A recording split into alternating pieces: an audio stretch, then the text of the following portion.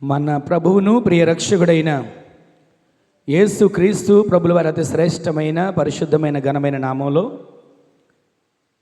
ఇది ఈ ఉపవాస ప్రార్థన కూడికల్లో పాలు పంపులు పొందిన దేవుని బిడ్డలు మీ అందరికీ మరొకసారి అందరికీ వందనాలండి. అందరికీ వందనాలు. మనకి ప్రేమతో ఆహ్వానించి ఈ అవకాశాన్ని కలుగజేసిన సహోదరి అమ్మగారికి వందనాలు. అలాగే మన ప్రేమకు, అలాగే సహోదరుడికి, కుటుంబానికి, చిన్న కుమారుడికి అందరికీ వందనాలు. ప్రభు మిమ్మల్ని మీ కుటుంబంలో ఆశీర్వదించును గాక.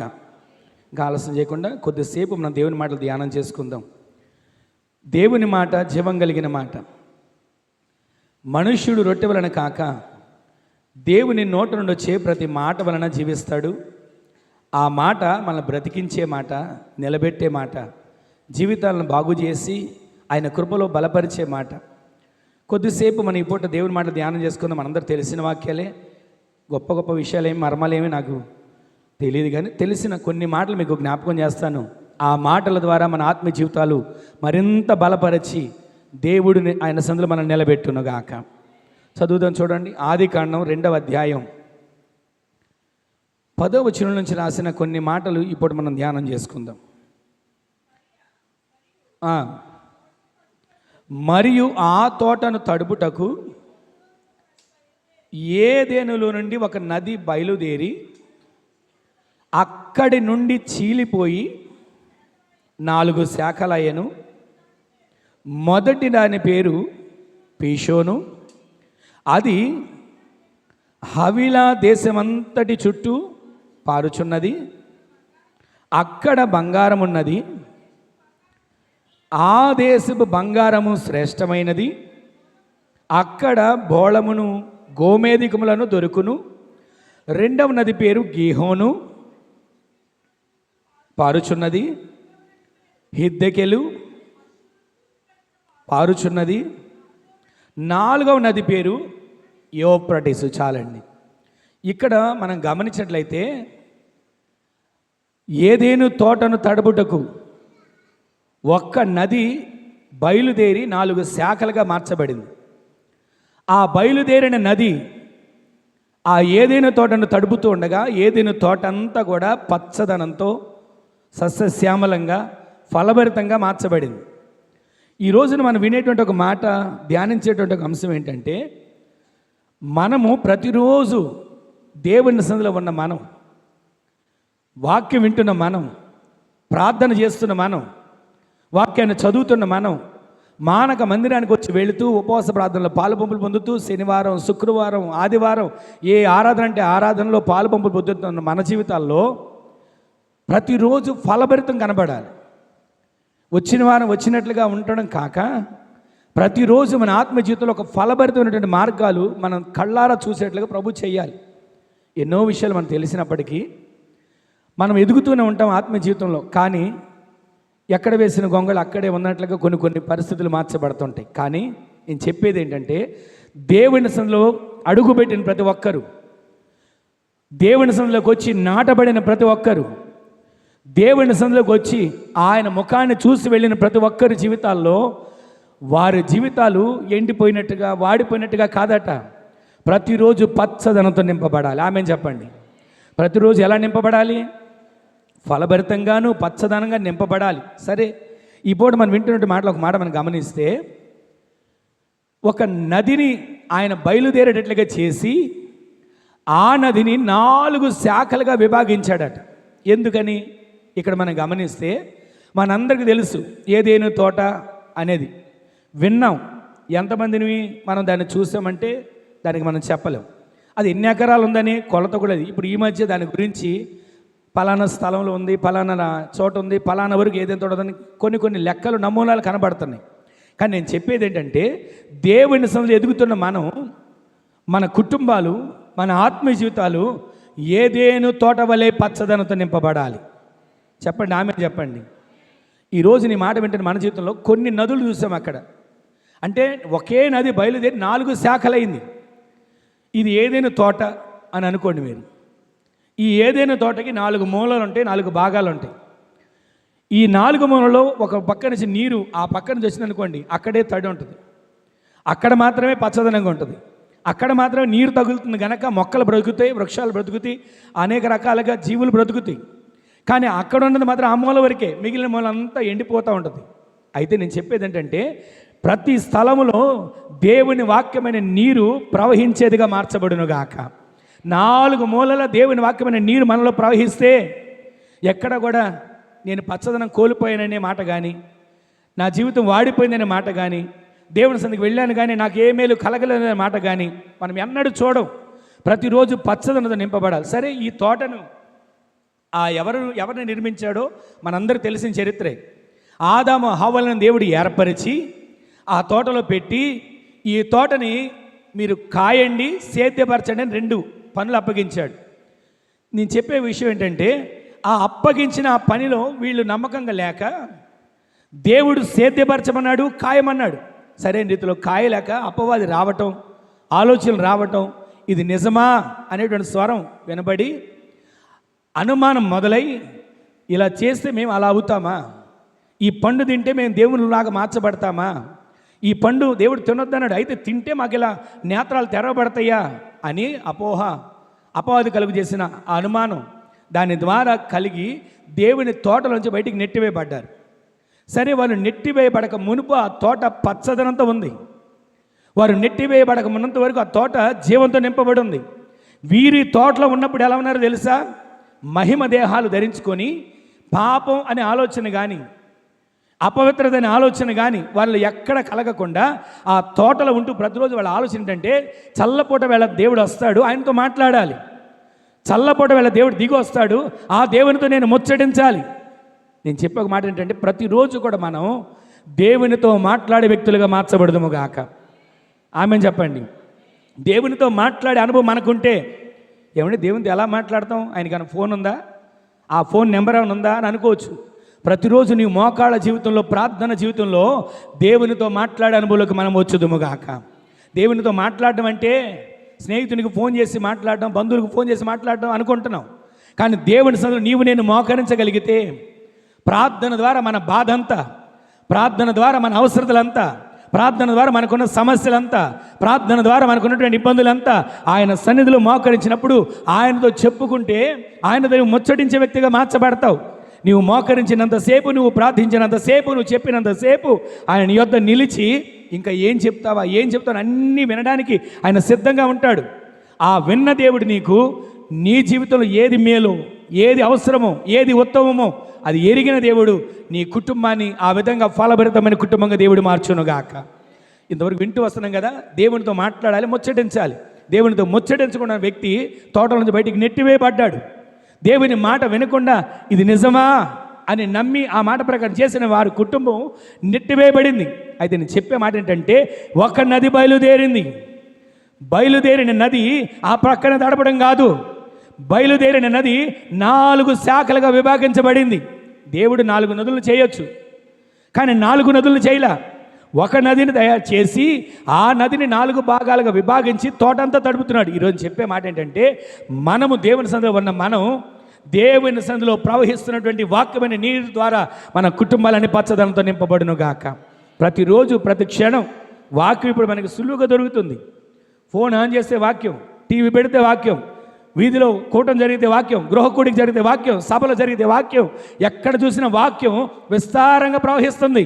అయితే ఆ వాక్య ప్రవాహంలో నీవు తడపబడుతున్నావా? ప్రతిరోజు వాక్య ప్రవాహంలో తడపబడాలి.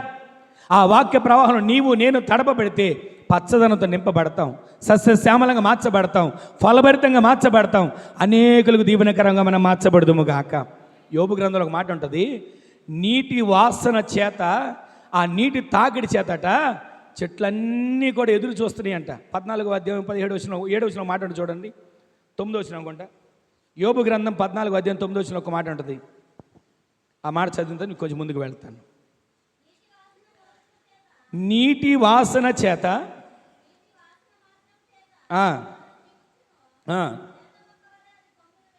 లేత మొక్కల వలె అది కొమ్మలు వేయను. నీటి వాసన చేత అది ఏమవుతుందంటే అండి, చిగురుస్తుంది.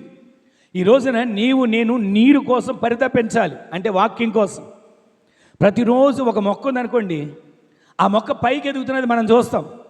ఎంత ఎదిగింది, ఎంత లావు అయింది, దేనికి ఉపయోగపడుతుందని చూస్తున్నాం. కానీ ఆ మొక్క పైకి ఎదిగే కొద్దంట దాని వేర్లు నీటి వాసనకు, నీటి తాకిడి కోసం లోపలికి వేళ్ళు నీటి కోసం పరితపిస్తా వెళ్ళిపోతుంటాయి.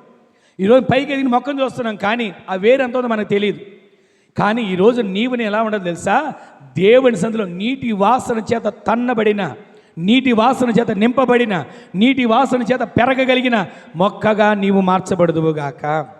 ఇంకొక మాట జ్ఞాపకం చేస్తాను. మందసం మీదకి 12 కర్రలు తీసుకొచ్చి పెట్టబడ్డాయి. తెలుసుకండి చరిత్ర మీద అందరూ తెలుసుగా. మందసం మీదకి 12 కర్రలు తీసుకురాబడ్డాయి.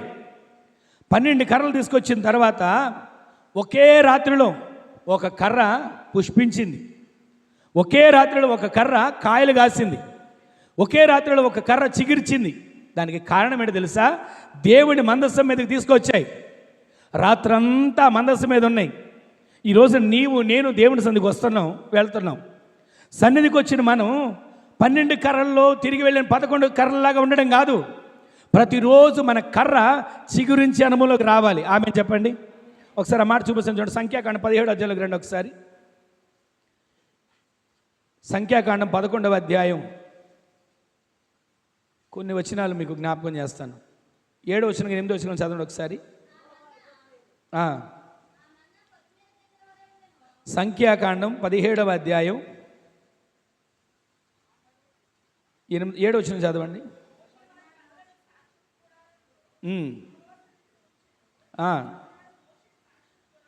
అందరూ కూడా ఆ మాట జాగ్రత్తగా చూడండి. మరునాడు సాక్ష్యపు గుడారములోనికి వెళ్ళి చూడగా లేవి కుటుంబీకుడైన అహరోను కర్ర చిగిర్చింది. గట్టిగా ఆమెను చెప్పండి. చిగిర్చడం కాదు, ఇంకా ఏముంది? ఇంకా పువ్వులు పూసి, గట్టిగా ఒకసారి ఆమెను చెప్పండి. ఆ వాక్యం తీసుకుని అక్కడ చేపెట్టి ఆమెను చెప్పండి. ఎందుకో చెప్పనా? మనము దేవుని సందులోకి వచ్చిన మనం ఒట్టి కర్రలాగా ఖాళీ కర్రలాగా ఉండడం కాదట. మన వరకు మనం ఏదోలేంటి బ్రతుకుతున్నాం, సాగిపోతున్నాం, జీవిస్తున్నాం అనుకోవడం కాదట. వచ్చిన మనము మందసం మీద పెట్టబడిన కర్రల వలె మార్చబడుదుముగాక. ఆ మందసం మీద పెట్టబడిన కర్ర ఏమైందో తెలుసా? చిగిర్చింది. ఆమెను చెప్పండి. పువ్వులు పూసింది. ఆమెను చెప్పండి. బాదం పండ్లు కూడా కాసింది. అంటే కర్రగా ఉన్నంత వరకు ఎవరికి ఉపయోగం లేదు. కర్రగా ఉన్నంత వరకు ఏం ఉపయోగం చెప్పనా?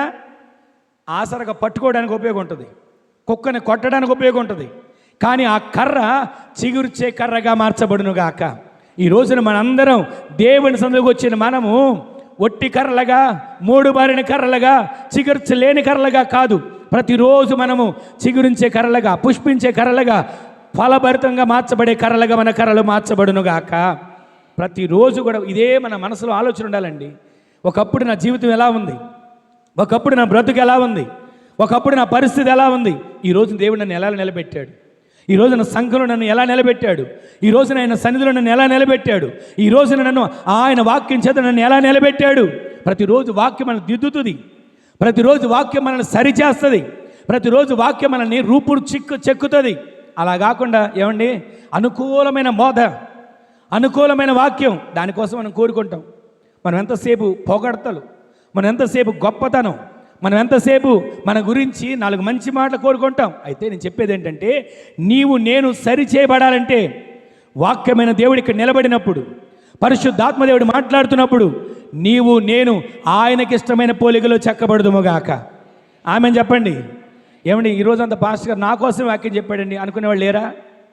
నన్ను గురించే చెప్పాడండి అని బాధపడేవాళ్ళు కూడా ఉంటారు. ఒక మాట చెప్పనా, నీవు ఒకవేళ మనసులో ఆ ఆలోచన వచ్చిందంటే దేవుడు నిన్ను చెక్కుతున్నాడు.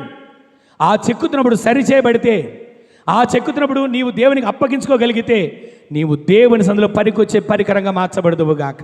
కొంచెం ముందుకు వెళ్ళాక మీకు వీటి విషయాలన్నీ జ్ఞాపకం చేస్తాను. మొదటి మాట చదువుదాం చూడండి ఒకసారి. ఆదికాండం మనం చదివాం కదా, పీషోను అనే నది. ఇప్పుడు యోహాను సువార్తలోకి రండి ఒకసారి. యోహాను సువార్త 7వ అధ్యాయం 37వ వచనం 38వ వచనం రాసిన మాటని మనం ధ్యానం చేసుకుందాం. ఆ పండుగలలో మహాదినమైన అంత్యదినమున యేసు నిలిచి ఎవడైనను దప్పికొనిన ఎడల నా యొద్దకు వచ్చి దప్పి తీర్చుకోవాలి. నా యందు విశ్వాసముంచువాడు ఎవడో లేఖనములు చెప్పినట్టు వాని కడుపులో నుండి జీవజల నదులు పొర్లి పారునని మెల్లగా చెప్పాను. అందరు చెప్పండి, ఎలా చెప్పారు? బిగ్గరగా చెప్పారు. ఆమెను చెప్పండి. ఈ రోజున వింటున్న ఒక మాట ఏంటంటే, నీవు నేను పచ్చదనంతో నింపబడాలి. ఒక నది బయలుదేరి 4 శాఖలైంది. ఆ 4 శాఖలైన నది ఏదైనా తోటను తడుపుతుంది. ఆ 4 శాఖలైన నది ఏదైనా తోట పచ్చదనంతో ఉండడానికి కారణమైంది. ఆ 4 శాఖలైన నది ఆ ఏదైనా తోట ఫలభరితంగా మార్చబడడానికి కారణమైంది.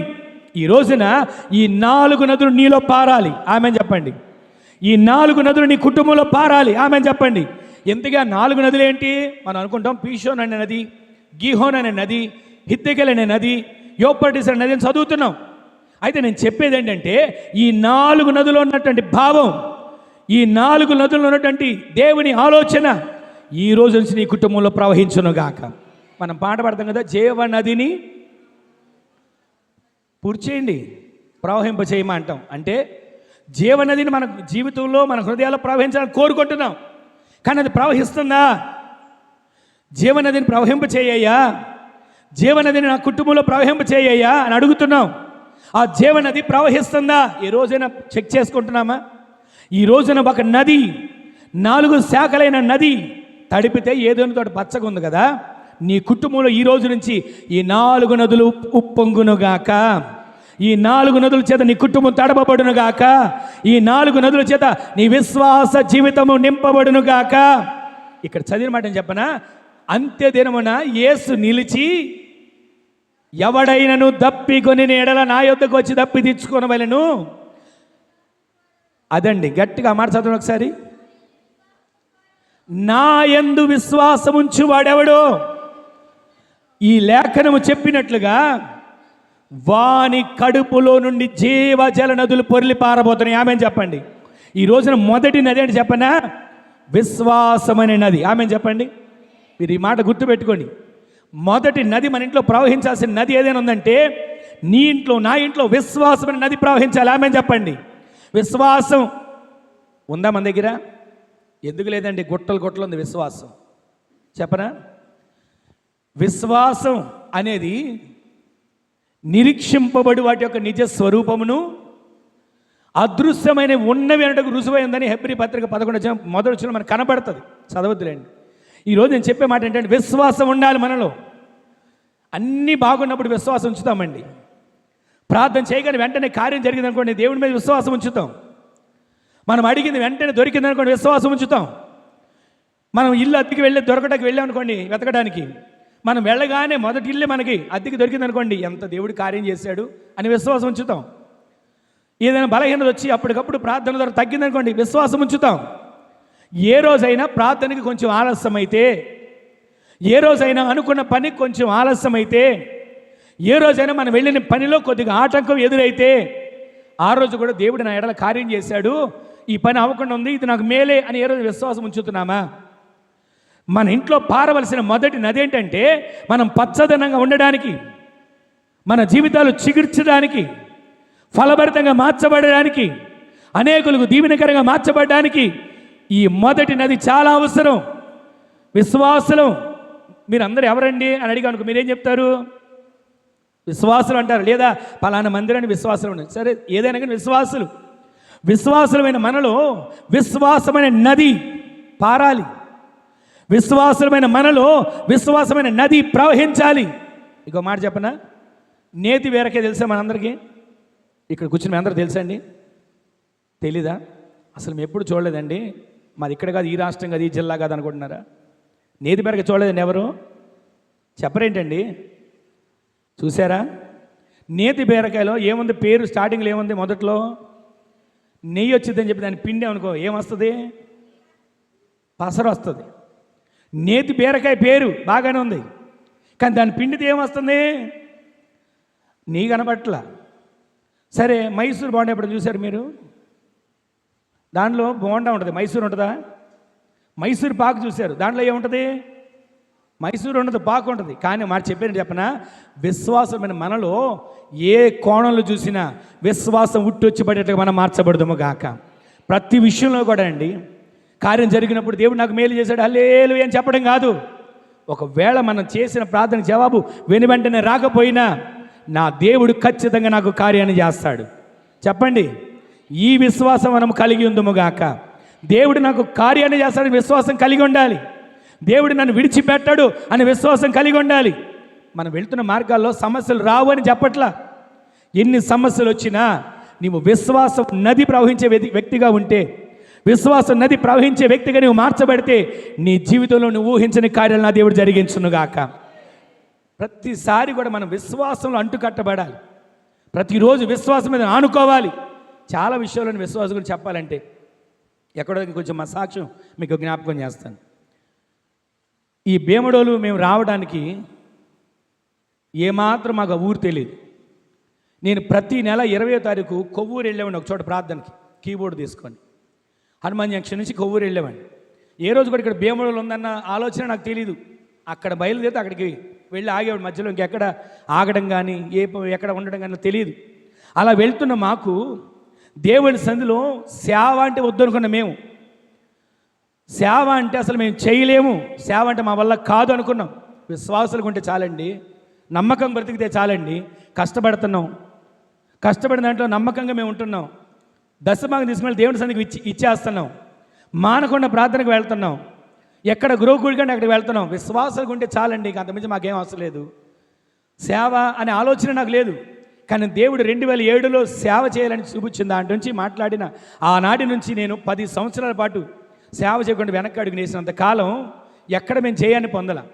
సరే, దేవుని సేవ కోసం అని చెప్పి ఒక రోజున మేము ప్రార్థన చేసుకుంటూ, నేను ఉద్యోగం చేసుకుంటున్న సమయంలో ఒక రోజున నా దేహంలో భయంకరమైనటువంటి వెన్నుపోటు.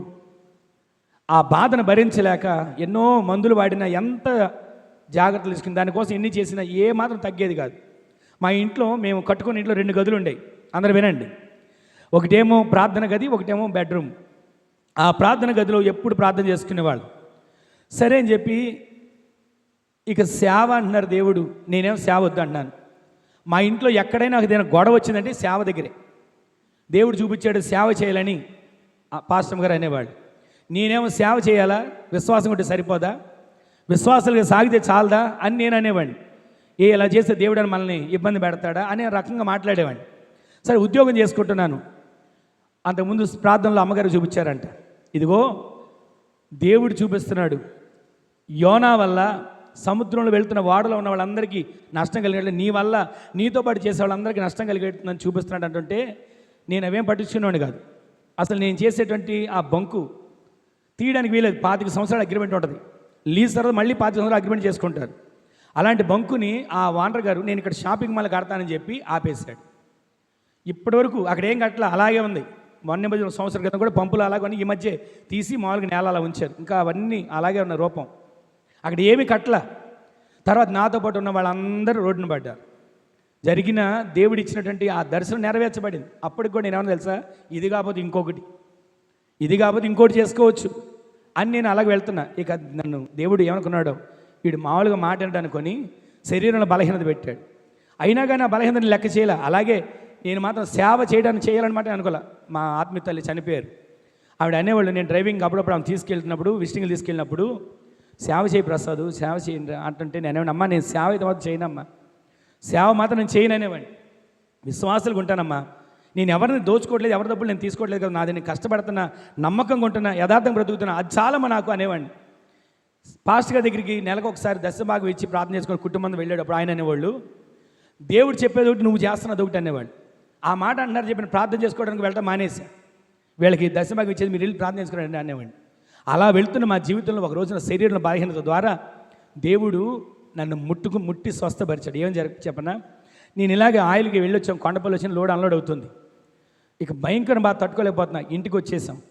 ఆ రోజున నేను ఇంటికి వచ్చి ఆ బాధ తట్టుకోలేక చిన్న బెడ్రూమ్లో ప్రార్థన గదిలో పడుకొని, అయ్యా ఒకవేళ నీ సేవ చేయనందుకు నాకు బలహీనత అయితే, ఇదిగో ఈ బలహీనతను నన్ను విడిపించయ్యా, ఇది నాకు నిదర్శనంగా చూపించయ్యా, నీ సేవ చేస్తున్నాను. వాస్తవానికి సేవ చేయాలంటే నాకు భయం. వాక్యం చెప్పడం రాదని, ప్రార్థన చేయడం రాదని, చదువు లేదని, జ్ఞానం లేదని నేను అనుకునేవాడిని. ఎవరైనా నలుగురు వ్యక్తులుంటే వాళ్ళతో మాట్లాడాలంటే ఎంత మొహాటో నాకు. ఎవరికైనా బాగోకుండా వ్యక్తి దగ్గరికి పలకరించడానికి వెళ్ళాలంటే ఆ వ్యక్తిని లోపల ఎవ్వరూ లేకుండా ఆ వ్యక్తి ఒక్కడే ఉంటే అప్పుడు వెళ్ళి పలకరించి వచ్చేవాడిని. అంత భయస్థుడిగా ఉండేవాడిని నేను. నలుగురిలో మాట్లాడడం చేత కదా, నా వల్ల కాదయ్యా నేను అంటుంటే శరీరం బలహీనత ద్వారా దేవుడు ముట్టి ఆ రోజున నేను మధ్యాహ్నం లోడ్ అన్లోడ్ అవుతుంది అయినా సరే మధ్యలో వచ్చేసాను. ఆ రోజు వచ్చి మధ్యలో ప్రార్థన చేసుకుని అలా పడుకున్నా. ఆ సాయంత్రం లేచానండి. ఆ రోజు నుంచి ఈ రోజు వరకు నా శరీరంలో బలహీనత అనేది లేదు. ఆమెను చెప్పండి. ఇది కట్టు కథ, కల్పన కథ కదా, జరిగిన వాస్తవం. ఆ రోజు నుంచి నా శరీరంలో ఆ నడుము దగ్గర వచ్చిన బాధ కానీ, వెన్నులో వచ్చిన బాధ కానీ ఇంతవరకు నాకు ఎప్పుడు కలగల. దేవుడు ఆ విధంగా ముట్టి విశ్వాసం స్థిరపరిచాడు. అప్పుడు నేను అయ్యగారి దగ్గరికి వెళ్ళి చెప్పాను, అయ్యా దేవుడు మమ్మల్ని దర్శించాడయ్యా, ఈ విధంగా జరిగింది, సేవ చేయాలి, సేవ కోసం మేము ఇక సిద్ధపడాలయ్యా అంటే నేనేమనుకున్నానంటే అయ్యగారి దగ్గర కొంచెం సేవ నేర్చుకుందాం, అక్కడ ఉందామని అనుకున్నా. ఎప్పుడు నన్ను ఏదైనా కోటాలకి ప్రతి కోటానికి వెళ్ళేవాడిని. వ్యాన్ వేసుకుని వెళ్ళడం, బాక్సులు పెట్టడం, కీబోర్డ్ వాయించడం, అన్ని పనులు, లైట్లు కట్టడం, ప్రతి పని చేసేవాళ్ళం. ఏ రోజు కూడా మాకు ప్రారంభ ప్రార్థన అంటే కూడా తెలియదు. మాకు ఇవ్వడం కానీ పలానా రోజు ఇక గృహకుడికి ప్రారంభ ప్రార్థన చేయని కూడా మాకు తెలియదు. ఇలా జరుగుతున్న మా జీవితంలో అయ్యగారి దగ్గర వెళ్ళి చెప్తే ఎప్పుడైతే మేము సేవ అని చెప్పామో అప్పటి వరకు దేవుడు చూపిస్తున్న ఒకటి మీరు చేసేది ఒకటి అన్నవాళ్లే. అప్పటి వరకు ఇదిగో దేవుడు ఇలా చేయమంటాడని చెప్పిన వాళ్ళే, సేవ చేయ అన్నవాళ్లే. ఆ రోజు నుంచి అండి కోటాలకు పిలవడం మానేశారు. ఇక ప్రార్థనకు వెళ్తే ఎప్పుడన్నా పాట, ఎప్పుడన్నా ప్రార్థన మామూలుగా విజ్ఞాపన, శనివారం పూట విజ్ఞాపన, అది కూడా మానేశారు. ఏంటిది ఇది పరీక్ష అనుకునేవాళ్ళం. ఇక మేము ఇంట్లో ఉండి మొదట 11 రోజులు ప్రార్థన చేసుకున్నాం విశ్వాసంతో. దేవుడు ఏం చూపిలా. 21 రోజు ఉపవాసం ప్రార్థన చేసుకున్నాం. దేవుడు ఏం చూపిలా. ఆ తర్వాత జూలై నెలలో 40 రోజులు ఉపవాసం ఉండాలని 1వ తారీఖు నుంచి మొదలుపెట్టి ఉపవాసం ప్రార్థన చేసుకోగా ఆ 40 రోజుల్లో దేవుడు చూపించాడు భీమడోలు అని. భీమడోలు మాత్రమే కాదు, అక్కడ కరెంట్ ఆఫీస్ అని, పెట్రోల్ బంక్ అని, మసీదు 3 చూపించారు. ఇక దాన్ని బట్టి మేము ఇక్కడికి రావటం, ఇక్కడికి వచ్చిన తర్వాత ఎన్నో పరిస్థితులు ఎదురయ్యాయి. అందరు ఎలాగ వస్తారు అన్నవాళ్ళు ఉన్నారు, అందరు ఇలాగే చెప్తారు అనేవాళ్ళు ఉన్నారు. ఏది మేము పట్టించుకోలే. 10 సంవత్సరాలు దేవుని సేవను పక్కన పెట్టాను. ఇప్పుడు దేవుడు ఒకవేళ రాగానే నాకు సేవ లేదని చెప్పి నేను ఎందుకు అనుకోవాలి, దేవుని మీద ఎందుకు నిందయ్యాలని చెప్పి ఏది నేను పట్టించుకున్నాను కాదు. అలాగే ప్రార్థన చేసుకుంటా ఒకరోజు బస్సుకు వచ్చాం. మొత్తం ఊరంతా నడుచుకుంటూ తిరిగి ఏడ్చుకుంటూ వెళ్ళిపోయాం. 6 నెలలు తిరిగిన తర్వాత జరిగింది ఏంటంటే, ఎవరైతే మమ్మల్ని ఎలా చెప్పుకొని వస్తారు అని అన్నారో వాళ్ళు మా కోసం చూస్తున్నారంట. ఒకరోజు సర్లే అంటే అన్నారని వాళ్ళ దగ్గరికి వెళ్తే ఆ తల్లి అంది, అయ్యా ఒకరోజు నువ్వు వచ్చినప్పుడు ఇలా అన్నావు, ఆ రాత్రి దేవుడు నాకు దర్శనంలో చూపించాడు, నా బిడ్డలను ఇంటికి వస్తే నువ్వు ఇట్లా మాట్లాడావని, నీ కోసం చూస్తున్నానయ్యా, ఇదిగో నీకోసం ఇల్లు ఎతుకుతానని చెప్పి ఆ తల్లి ఇల్లు ఎక్కడం మొదలుపెట్టింది. ఆ తల్లితో పాటు ఇంకొక తల్లి, ఇద్దరు కలిసి ఇల్లు ఎతికితే 6 నెలలకి ఇల్లు దొరికిందండి. 6 నెలలు కూడా ఎలా దొరికింది, మేము అక్కడ ప్రార్థన చేసుకుంటాను ఉన్నాం. దర్శనంలో ముందుగానే దేవుడు చూపించాడు. నేను ఆ మందిరంలో ఏదో పని చేస్తున్నప్పుడు సేవకులు ఆత్మీయ తండ్రి పిలిచారు నన్ను. ఎవరెవరు ఉన్నారు బయట, అలా బయట హాల్లో మేము ఉంటే మందిరంలో నన్ను పిలిచారు. పలానా వాళ్ళు చెప్తే ప్రసాద్ కూడా ఉన్నాడు. వాడిని ఒకసారి రమ్మని లోపలికి అని నా మీద, ఏంటి నువ్వు ఇక్కడే ఉన్నావు, 4 రోజులు నువ్వు భీమడోలు వెళ్ళిపోవాలి అంటే నేను ఏడుస్తున్నా. అయ్యా 4 రోజులు నన్ను ఎక్కడ వెళ్ళమంటావు, నాకు అసలు తెలియదు, ఆ ఊరు తెలియదు, సేవ తెలియదు, నాకేం తెలియదు అయ్యా అని చెప్తుంటే ఇవన్నీ కుదరదు అని చెప్పి మోకరించమని నా మీద చేతుల నుంచి ప్రార్థన చేశారు దర్శనంలో. ఆ దర్శనంలో నేను ప్రార్థన చేయగా 4 రోజులు నువ్వు వెళ్ళిపోమని ఏనోడుతో అన్నారో దర్శనంలో. 4 రోజులు ఇక్కడ ఇల్లు అద్దె దొరికింది. ఆ ఇల్లు అద్దె దొరికిన స్థలానికి మేము వచ్చి, ఎవ్వరు లేరండి, మేమిద్దరమే ఆ ఇంట్లో ప్రార్థన చేసుకునేవాళ్ళం. ఆ ఇంట్లో పక్కన గదున్న ఒక ఆవిడ కుటుంబం, వాళ్ళ భర్త ఒప్పుకునేవాడు కాదు, ఆవిడ వాళ్ళ పిల్లలతో కలిసి వచ్చేవారు. అలా ప్రారంభించడం పరిచర్య. తర్వాత చెట్టు కింద ప్రారంభించబడే పరిచర్య. ఇదంతా నేను ఎందుకు మీకు జ్ఞాపకం చేస్తున్నానంటే,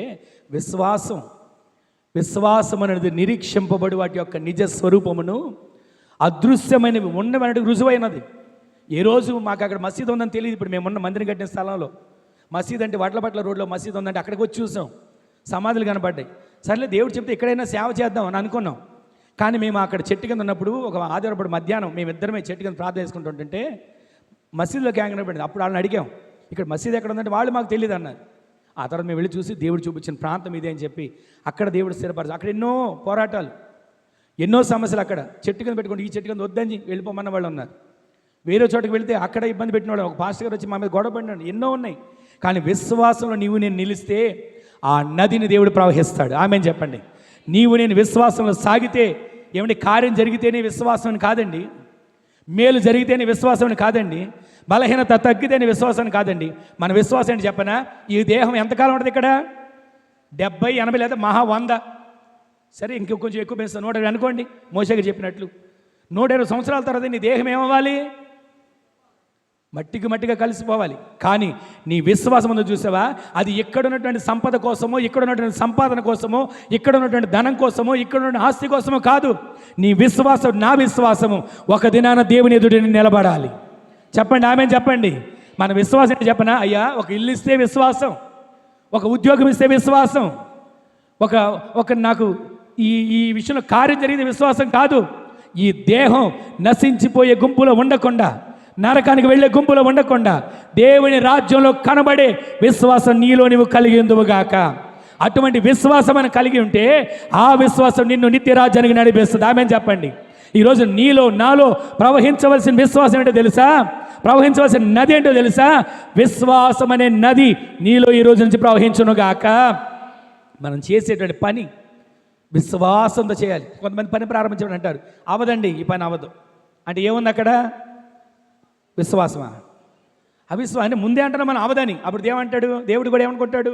వీళ్ళే అవద అంటున్నారు కదా, నీకు నేనేం చేస్తాను? దేవుడు మొదటి వస్తాడు కార్యం చేద్దామని. మనం ఏమనుకుంటాం? అవదండి. ప్రార్థన చేశారు కానీ అవదండి, ఉపవాస ప్రార్థన పెట్టారు కానీ అవదండి, కన్నీటి ప్రార్థన చేశారు కానీ అవదండి. మనమే మొదట జరగదు అంటుంటే దేవుడు ఇంకెక్కడ చేస్తాడు? మనలో ఎంత విశ్వాసం ఉండాలన్నది? గుమ్మడికాయ అంత. మనలో ఆవగింజంత విశ్వాసం అంటే దేవుడి కార్యం చేస్తాడు. మనలో మాత్రం ఆ విశ్వాసం ఎంత ఉంటుందో చెప్పనా?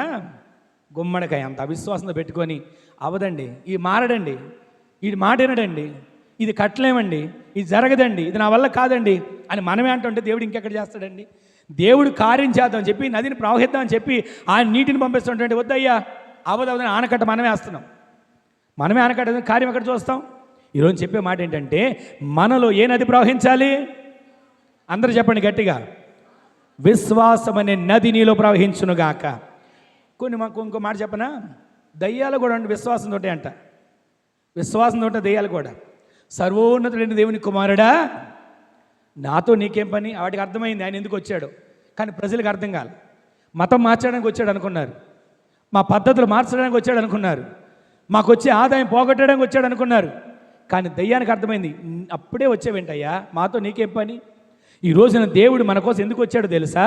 మనలోని అవిశ్వాసాన్ని తొలగించి విశ్వాసం అనే విత్తనం మనలో నాటబడునుగాక. అందుకు దేవుడు వచ్చాడు. ఆ విశ్వాసంతో మనం ఆత్మీయతలో ముందుకు నడిపించబడుదుము గాక. ఇంకొక మాట మీకు జ్ఞాపకం చేయనా? 3 వ్యక్తులు ఉన్నారండి. వాళ్ళ ముగ్గురిని పిలిచి, ఇదిగో మేము నిలబెట్టిన ఈ ప్రతిమకు మొక్కండి అంటే వాళ్ళు ఏమన్నారు తెలుసా? అయ్యా, మేము ఆరాధించే దేవునిని తప్ప, మేము మొక్కే ప్రార్థించే దేవుడిని తప్ప దేనికి మేము మొక్కమయ్యా. నువ్వు పెట్టే ఆహారం వద్దన్నారు ఒకసారి, నువ్వు పెట్టేటువంటి పానీయం, రాజుగారి భోజనం, రాజుగారి ఆహారం అవసరం లేదనుకున్నారు. ఆ వ్యక్తులు ముగ్గురు నిలబడి అంటారు, మేము జీవము కలిగిన దేవునికి తప్ప మరి దేనికిని మొక్కం. ఆమె చెప్పండి. ఆ మాట అన్నారా? అక్కడ ఉన్న వాళ్ళందరినీ పిలిచారు, మీరందరూ అక్కడ నిలబడండి, రాజుగారు చెప్పినప్పుడు మీరందరూ కూడా ప్రతిగా మొక్కండి. అందరూ మొక్కే ముందు వీళ్ళకి చెప్పారు. ఎందుకయ్యా వాళ్ళకి ఎదురు చెప్తారు? అగ్ని చూడండి అక్కడ ఎంత ఉందో, ఆ అగ్ని ఎలా ఉందో చూడండి, దాంట్లో పడి చంపేస్తారు. ఏదో ఒకటి కళ్ళు మూసుకొని ఒకసారి కళ్ళకు అద్దుకోండి, ఒకసారి కళ్ళు మూసుకొని ఏదో రకంగా మీ కళ్ళకి అద్దుకున్నట్టు చెప్పుకోండి అని చెప్పుంటారు. కానీ వీళ్ళు ఏమన్నా తెలుసా? ఏది ఏమైనా మా ప్రాణాలు పోయినా సరే మేము మాత్రం ఈ పని చేయమన్నారు. సరే, ఇదంతా జరిగింది. రాజుగారు ఎదురుచి నిలబడ్డాడు. అప్పుడు ఏమంటాడు తెలుసా? వాళ్ళ ముగ్గురు కలిసి, మేము సేవించుచున్న దేవుడు మండుచు ఉన్న వేడిమి గల అగ్ని గుండములో నుండి మమ్మును తప్పించి రక్షించుటకు నా దేవుడు సమర్థుడు. ఆమెను చెప్పండి. ఒక్క మాట చెప్తున్నాను వినండి. విశ్వాసం మనం సాగుతున్నప్పుడు శ్రమలు రావు నేను అనట్లా, కష్టాలు రావు అని అనట్లా. యేసుక్రీస్తు ప్రభుల వారే బాప్తిసం పొందుకున్న తర్వాత శోధించబడ్డానికి అరణ్యానికి వెళ్ళారని ఉంటుంది 4వ అధ్యాయంలో మత్తయి వార్తలో. ఈరోజు దేవుని సన్నిధిలో ఉన్న మనం విశ్వాసంతో అడుగులు వేస్తున్నప్పుడు, విశ్వాసంతో సాగుతున్నప్పుడు వచ్చిన శ్రమైనా, వచ్చిన కష్టమైనా, వచ్చిన నిందైనా, వచ్చిన అవమానమైనా, వచ్చినటువంటి ఆటంకమైన ఇవి నన్నేం చేస్తాయి అని నీవు ధైర్యంగా అడుగులు వేయగలిగితే, ఆ నది నీలో పారితే నా దేవుడు నీ నది ద్వారా నిన్ను కుటుంబాన్ని పరిశుద్ధపరిచి పరిమళించబడేట్టుగా నా దేవుడు చేయనుగాక. ఈరోజు నీ మాటలు వింటున్న మన చేత ఒక్కసారి ఆలోచించండి. వాళ్ళు ముగ్గురు ఒకే మాట అన్నారు, మేము సేవించే దేవుడు ఎవరో మాకు తెలుసు, మేము ఆరాధించే దేవుడు ఎవరో మాకు తెలుసు, ఆయన మమ్మల్ని తప్పించి రక్షించుటకు సమర్థుడు అని ఇంకొక మాట అంటారు. నెబుకద్నెజరు, ఒకవేళ ఆయన మమ్మల్ని రక్షించకపోయినా మేము మాత్రం ఈ పని చేయజాలం. ఈరోజు నీ మాట వింటున్న మన చేతుల్లో ఒక్కసారి ఆలోచించండి. విశ్వాసం అడుగులు వేస్తున్నారా? కొన్నిసార్లు విశ్వాసం వెళ్ళేటప్పుడు మనకు అనిపిస్తుంది, ఏమండి ఎంత నమ్మకంగా వెళ్తే బతకలేమండి లోకంలో, ఎంత నమ్మకంగా వెళ్తే జీవించలేమండి మనుషుల్లో, ఎంత నమ్మకంగా వెళ్తే మన వల్ల కాదండి అని అనుకుంటారు. కానీ విశ్వాసం అడుగులు వేసిన వ్యక్తికి మొదట ఆటంకం రావచ్చు, విశ్వాసం అడుగులు వేసిన వ్యక్తికి మొదట శ్రమ రావచ్చు, విశ్వాసం అడుగులు వేసిన వ్యక్తికి మొదట కష్టాలే పలకరించవచ్చు. కానీ వీరు ముగ్గురిని అగ్నిగుండంలో పడేశారా? 7 అగ్నిలో ఏం జరిగింది చెప్పరేంటండి? వాళ్ళ ముగ్గురితో పాటు 4వ వ్యక్తిగా ఆయన తిరుగుతున్నాడు. ఆమెను చెప్పండి. ఈ రోజున నీకు శ్రమ వస్తుంది అని తెలిసినప్పుడు ఆ శ్రమ దగ్గర నీకంటే ముందు నా దేవుడు ఉంటాడు. చెప్పండి, ఆమెను చెప్పండి. విశ్వాసం మీరు పలకండి. ఈ రోజు నుంచి మీరు పలికే ప్రతి ఒక్క మాట, మీరు పలికే ప్రతి ఒక్క పలుకు అది విశ్వాసపు పలుకుగా మార్చబడును గాక. ప్రతిరోజు మీరు నోటితో పలకండి. చెప్పనా, అయ్యో ఇన్నప్పులున్నాయి ఎలా తీర్చుకుంటానో కాదు, నాకున్న అప్పుల నుంచి నా దేవుడు విడిపించబోతున్నాడు. చెప్పండి, ఆమెను చెప్పండి. నేను బలహీనుడని పలకడం కాదు, నేను ఎప్పుడు బలహీనుడనో అప్పుడే బలవంతుడు మీరు పలకాలి. ప్రతిరోజు కూడా నా వల్ల కాదు ఏం పలకాలి? నేను చేయగలను. ఆమెను చెప్పండి. ఏమంటే ప్రార్థన చేద్దాం, ఏమంటే నా వల్ల కాదండి. మందిరానికి వెళ్దాం, నా వల్ల కాదండి. ఉపవాసం ఉందాం, నా వల్ల కాదండి. వాక్యాన్ని విందాం, నా వల్ల కాదండి. నిద్ర వచ్చేస్తుంది, నా వల్ల కాదు అనుకున్నంత కాలం అలాగే ఉంటుంది. నీ నోటితో పలికి చూడు, ఈ సమస్యను నేను జయించగలను, ఈ కష్టాన్ని నేను జయించగలను, ఈ ఉపద్రవాన్ని నేను జయించగలను, ఈ పరిస్థితి నేను జయించగలను. విశ్వాసం ఉంచండి. ఆ విశ్వాసం ద్వారా నా దేవుడు ఊహించిన అద్భుతాలు నీ కుటుంబంలో జరిగించును గాక. అబ్రహాము ఒకే ఒక విశ్వాసంతో బయలుదేరాడండి. విశ్వాసులకు ఏమయ్యాడు? ఆయన తండ్రిగా మార్చబడ్డాడు. ఆయన కష్టాలు రాలేదా? దేవుడు పిలిచాడు, అబ్రహామా నీ తండ్రిని, నీ ఇంటిని, నీ బంధువులని అందరిని విడిచి నేను చూపించిన దేశానికి వెళ్ళు, అక్కడ నేను ఆశీర్వదిస్తా. అయ్యా అక్కడెక్కడో ఆశీర్వదించేదండి, ఇక్కడ ఆశీర్వదించవచ్చుగా అని అనాలి. కానీ ఆయన ఏం మాట్లాడలా, దేవుని మాట ప్రకారం వెళ్ళాడు. వెళ్ళగానే ఆ ఊరు వెళ్ళగానే పిలిచేసి పలకరించి కూర్చోబెట్టలా. సమస్యలు వచ్చాయి, కష్టాలు వచ్చాయి. తన భార్యను ఒక రాజు తీసుకెళ్లే పరిస్థితి వచ్చింది. ఇన్ని వచ్చినప్పుడు కూడా విశ్వాసాన్ని కోల్పోవాలా. పిల్లలు లేని పరిస్థితిలో దేవుడు చెప్పాడు, ఇదిగో నీ సంతానాన్ని ఆకాశ నక్షత్రాలు చేస్తాను, నీ సంతాన్ని ఇసుక రేణువెల్లలు చేస్తానని చెప్తే ఆ మాట మీద విశ్వాసం ఉంచి 24 సంవత్సరాలు ఎదురు చూశాడండి. దేవుడు మనకి ఏదైనా వాగ్దానం ఇచ్చాడు అనుకోండి, ఈ రాత్రి కళ్ళ చూపించాడు అనుకోండి, తెల్లారి కళ్ళ మనకు అది చెప్పండి గట్టిగా, అది మన విశ్వాసం. కానీ దేవుని సన్నిధిలో మన విశ్వాసం చెప్పనా, దేవుని చిత్తానుసారంగా మన జీవితంలో నెరవేర్చబడాలి. చెప్పండి, ఆమెను చెప్పండి. దేవుని చిత్తానుసారంగా మన జీవితంలో జరగాలి. ఆమెను చెప్పండి. నీ ఇంట్లో ఏ జరిగినా ప్రతి దానికి మొదట దేవుని చిత్తమే ముందుని నడిపించబడును గాక. అదే విశ్వాసం అడుగులు వేసిన వారి అగ్నిగుండంలోకి వెళ్తే వారికంటే ముందు వెళ్ళాడా? వాళ్ళు బయటకు వచ్చిన తర్వాత రాజా అంటాడు తెలుసా, వీరు ఆరాధించే దేవుడే పూజార్హుడు. చెప్పండి, ఆమెను చెప్పండి. ఈ రోజున మనం ఆరాధించే దేవుడు ఎవరో మనల్ని బట్టి ఇతరులు తెలుసుకోవాలి. మనమే నీకు తెలుసా మా దేవుని సంగీతాన్ని మనం అంటాం కొన్నిసార్లు. కాదు, మన ప్రవర్తన బట్టి, మన విశ్వాసాన్ని బట్టి వాళ్ళు మాట్లాడతారు. ఇదిగో ఎన్ని కష్టాలు వచ్చేయండి వీళ్ళకి, ఎన్ని నష్టాలు వచ్చేయండి, ఎన్ని అవమానాలు వచ్చేయండి, కానీ వీళ్ళు దేవుని నుంచి తొలగిపోలేదే. ఆ దేవుడు మరలా వీళ్ళని ఆ సమస్యల నుంచి, ఆ కష్టాల నుంచి విడిపించి లేవనెత్తి వీళ్ళు నిలబెట్టాడు కదా, వీళ్ళు ఆరాధించే దేవుడే అని చెప్పగలగాలండి మనల్ని చూసి. ఆ విధంగా మన విశ్వాసం అనే జీవితం మార్చబడును గాక. మొదటి నది ఏమినది? 2వ నది చూపిస్తాను చూడండి. యెషయా గ్రంథం 6వ అధ్యాయం. యెషయా గ్రంథం 6వ అధ్యాయం మొదటి నుంచి కొన్ని వచనాలు చూడండి. రాజైన ఉజ్జియా మృతి చెందిన సంవత్సరమున అత్యున్నతమైన సింహాసనమందు ప్రభువు ఆసీనుడై ఉండగా నేను చూచి తిని, నిండుకొనెను, నిలిచి ఉండిరి, ఒక్కొక్కరికి 6 రెక్కలుండెను, ప్రతివాడు 2 రెక్కలతో తన ముఖమును 2తో తన కాళ్ళను కప్పుకొనుచు 2తో ఎగురుచుండెను. వారు ఎగురుచున్న వారు సైన్యములకు అధిపతి యెహోవా పరిశుద్ధుడు పరిశుద్ధుడు పరిశుద్ధుడు అని గాన ప్రతిగానాలు చేస్తున్నారు. ఆమెను చెప్పండి. ఈ రోజున నీ ఇంట్లో ప్రవహించాల్సిన రెండో నది ఏంటో తెలుసా? ప్రతిరోజు దేవుడిని ఆరాధించే నది నీ ఇంట్లో ప్రవహించునుగాక. చెప్పండి, ఆమె చెప్పండి. మన ఇంట్లో నదులు నేను సమయం త్వరగా ముగిస్తాను. మన ఇంట్లో ప్రవహించాల్సిన నదులు, మొదటి నది ఏమి నది? విశ్వాసం అనే నది ప్రవహించాలి. విశ్వాసం అంటే అన్ని మేలు కలిగినప్పుడు దేవుని మీద విశ్వాసం ఉంచడం, అంతేనా? చెప్పరేంటండి? ఏది మనకి అనుకూలంగా లేకపోయినా సరే దేవుని నాకు ఆ దేవుడి కార్యం చేస్తాడని విశ్వాసం మనం సాగుదుముగాక. అలా అబ్రహాం సాగాడు, అలా షడ్రక్ మెషక్ అబెద్నెగోలు సాగారు. ఇక్కడ నిలబడిన ఎందుకు పనికిరా నన్ను విశ్వాసం నడిపించబడలేదు దేవుడు కృప చూపించాడండి. ఆయన మాటను బట్టి నడిపించబడింది. ఆయన ఆ మాటను బట్టి ఎవ్వరు లేని ప్రాంతంలో, ఎవరు తెలియని ప్రాంతంలో, తెలిసిన వాళ్ళు కానీ స్నేహితులు కానీ బంధువులు కానీ లేని ప్రాంతంలో ఆయన నిలబెట్టుకున్నాడు విశ్వాసం ద్వారా అడుగు పెడితే. ఈ రోజున మీరు మీ కుటుంబాల్లో మీకు కలిగి ఉండాల్సిన ప్రతిరోజు కూడా ఈ నది మీ కుటుంబాల్లో ప్రవహించునుగాక. ఏ నది అది? మొదటి నది అండి. ఆ నది మీరు ఎల్లప్పుడూ ప్రవహించాలి. ప్రవహించుతారా లేకపోతే చాలే విశ్వాసం ఏముంటామని అనుకుంటారా? చెప్పండి. ఏదైనా సరే, మనకి ఏది ఎదురొచ్చినా సరే, కొంతమంది పిల్లి ఎదురు రాగానే ఏమంటారు? మంచిది కాదనుకుంటారు. ఏదైనా సమాధి పెట్టి ఎదురొచ్చారు ఏమనుకుంటారు? అసలు ఆ దారిని వెళ్ళకూడదని అడ్డదారులు వెళ్తారు. కానీ నేను చెప్పనా, నీవు విశ్వాసంతో అడుగులు వేస్తే నీ కుటుంబంలో నీ కన్నులతో విశ్వాస నేత్రాలతో నీవు ప్రతిదీ చూసేట్లుగా నా దేవుడు చేయబోతున్నాడు. మనం ప్రతిరోజు విశ్వాసంతో ఊహించుకోవాలి. ఏంటో చెప్పనా? 11 ఎప్పుడు మీరు మర్చిపోకూడదు. మొదలు వచ్చిన విశ్వాసం అదృశ్యమైనది ఉన్నది అనడానికి నిదర్శనం అంట. మనకి ఒకప్పుడు ఎలా ఉంటుందో మనకు తెలియదు ముందు రానున్న రోజుల్లో, కానీ విశ్వాసం చూడాలి. నేను మేలే చూస్తాను, ఆమె చెప్పండి అని అనుకోవాలి. ఇప్పుడు మీరు చెప్పండి, నేను మేలే చూస్తానని విశ్వాసం చెప్పండి. కొంచెం అవిశ్వాసంగా ఉందా? ఏమన్నా ఇబ్బందిగా ఉందా? నేను మేలు చూస్తానని చెప్పండి. నేను దేవుని కార్యాలు చూస్తానని చెప్పండి. దేవుడు నా ఇంట్లో నాతో కూడా నడుస్తాడని చెప్పండి. నా పరిచర్యలో దేవుడు నడవబోతున్నాడు, నా సంఘంలో దేవుడు నడవబోతున్నాడు, నా కుటుంబంలో దేవుడు నడవబోతున్నాడు. ప్రతిరోజు విశ్వాసం అనే నది మీలో ప్రవహించునుగాక. రెండవది ఏ నది? ఆరాధన. ఆరాధన అనే నది నీలో ప్రవహించాలి. ఇక్కడ సైన్యములకు అధిపతి యెహోవా పరిశుద్ధుడు అని ఎవరు ఆరాధన చేస్తున్నారు?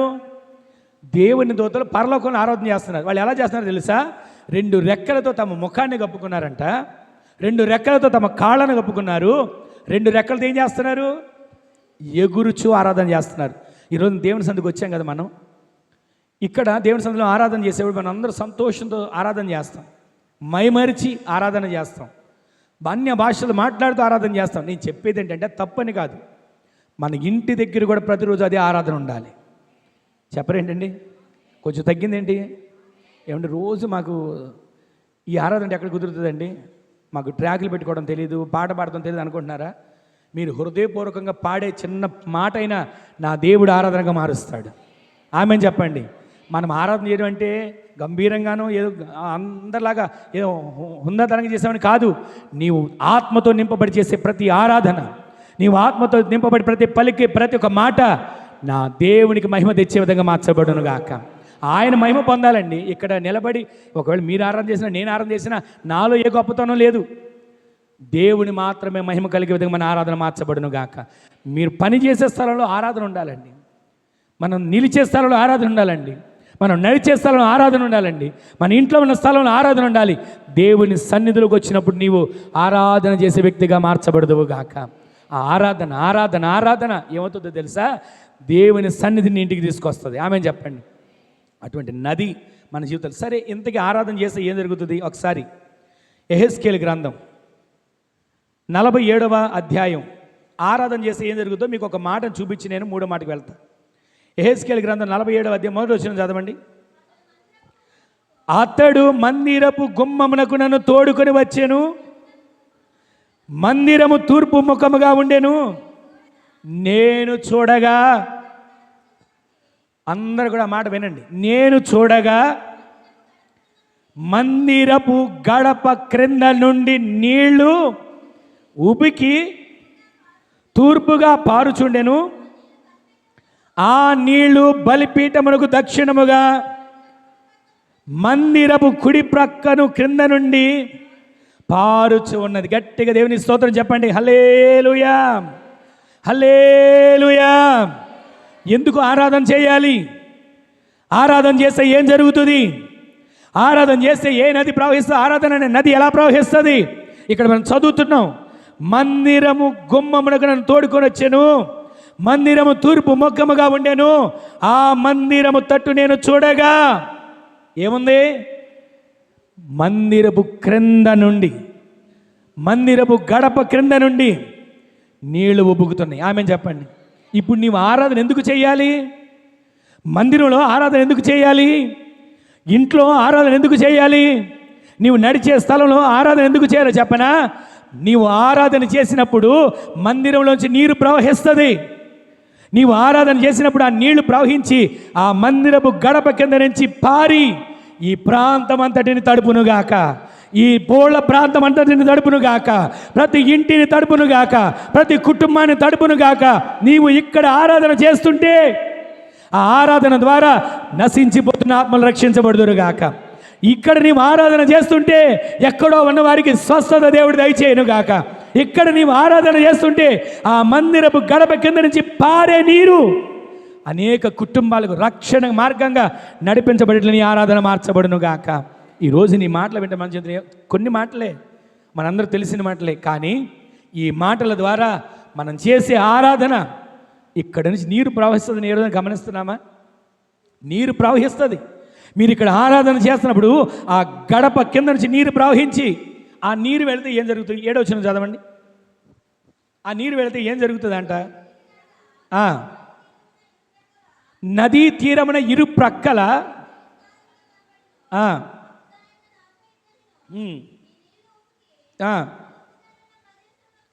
పారి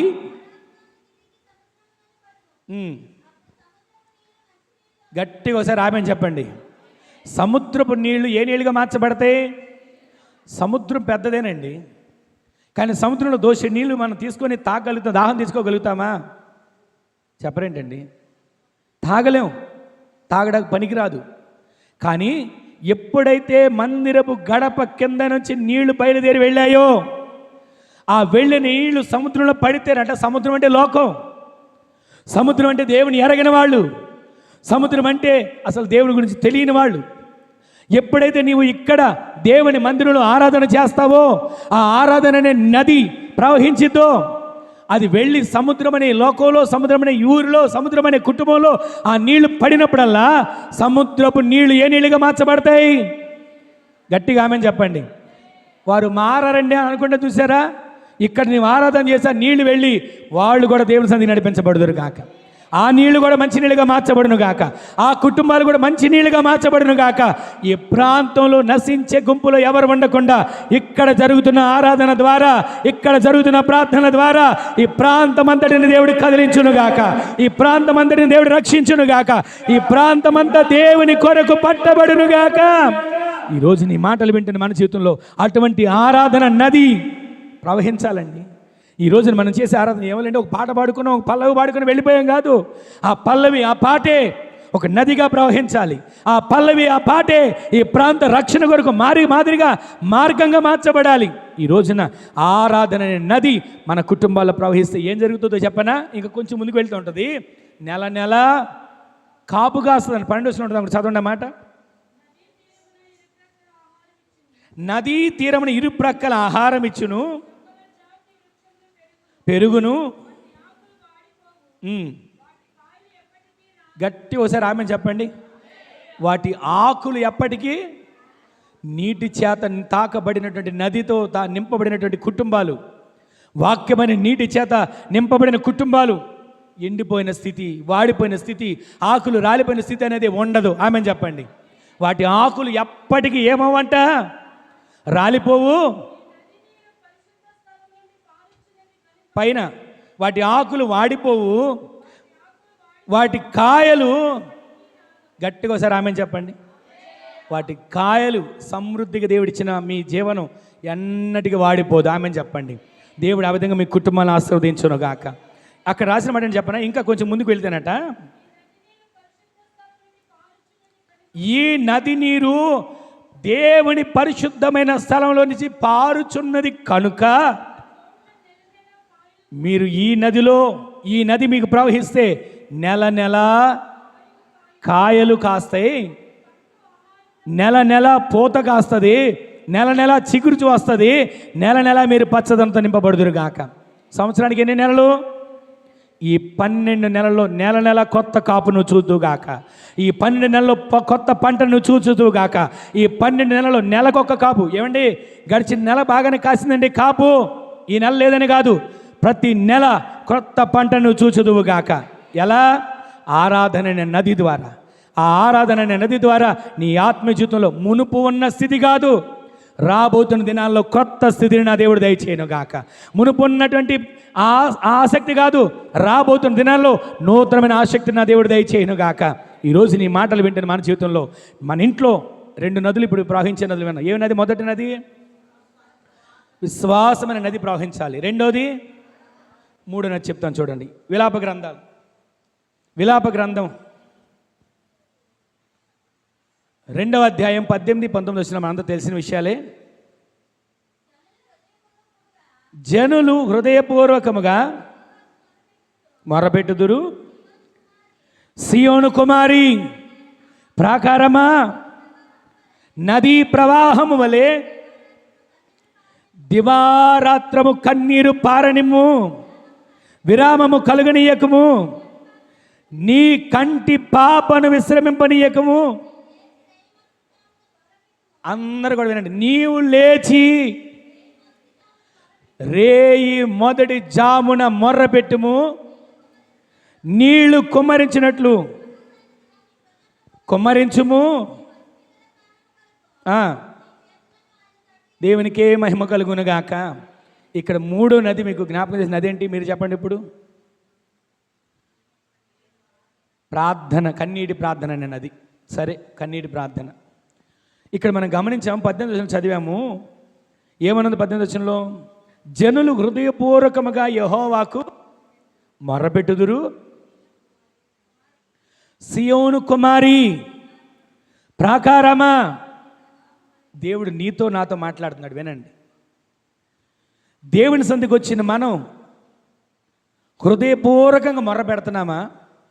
ఎవరు బలవంతానైనా మొర్ర పెడుతున్నామా?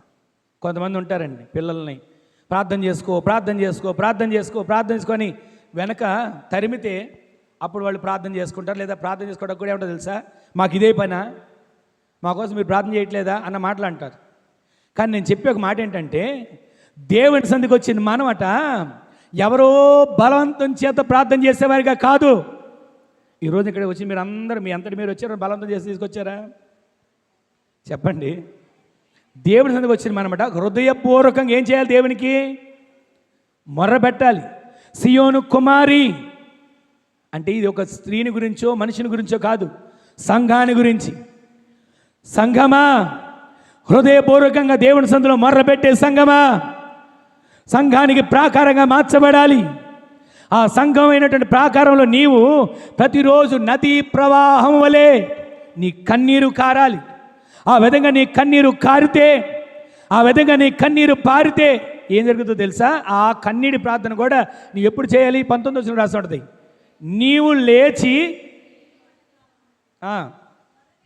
లేచి రేయి మొదటి జామున. ఎప్పుడు మొదటి జాము ఎప్పుడండి? చెప్పండి.